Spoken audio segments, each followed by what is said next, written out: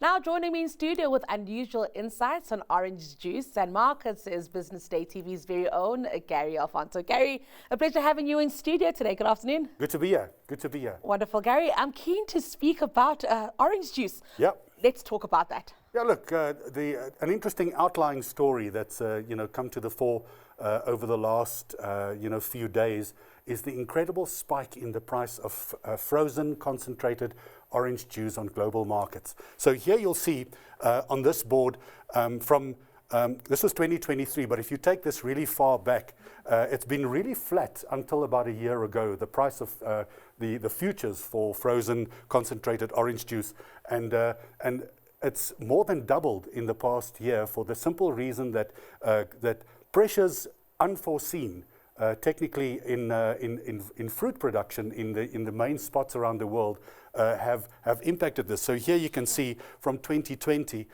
where the price was relatively stable at under 100, around about $125, $130 per metric ton, is now almost at $500 per metric ton. That means that in a period of 4 to 5 years, and you'll notice that this was around about the time that COVID was in play.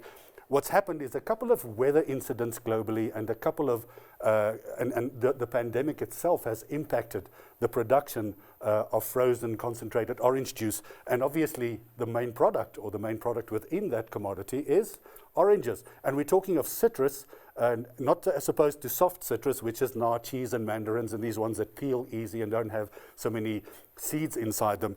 But this concentrated orange juice future tells us that there is a global shortage in the main production supply of oranges. Where does it come from? Brazil produces 34% of the world's oranges, and they've been hit by a major disease. And so their output could be affected by as much as 10%. The United States, or Florida, which used to be about third or fourth in the world in terms of exports of citrus itself, is down to around about 7th or 8th position, around about 6 or 5% of exports of global citrus annually. And countries like Egypt, which has always been a very solid and very stable market in export for oranges to Europe, as well as Turkey, those countries are really being affected by the conflict in the Red Sea. So the Houthi rebel uprising in the Red Sea and that control major port cities in Yemen is now impacting the movement of oranges. Now, who stands to benefit from this? Well, South Africa has a couple of really great citrus exporting or citrus production regions, such as the Eastern Cape, such as Limpopo and Northwest, the northern part of Northwest, and also in Mpumalanga, where citrus is being produced like prolifically. And South Africa is around about number 7 in the world in terms of exports of citrus and other fruits, but particularly and lemons. South Africa is one of the fastest growing exporters of lemons. That's another story. Back to the orange juice story, is that when COVID hit, the importance of vitamins suddenly in the diet of people has become really emphasized, and that's also part of the reason why the demand has gone up, because people are no longer just taking the supplements that they buy at their chemists and in bottles and in other forms. They're actually using vitamin C straight from the source. So South Africa's export regions, as we're in an election period now, one of the main priorities is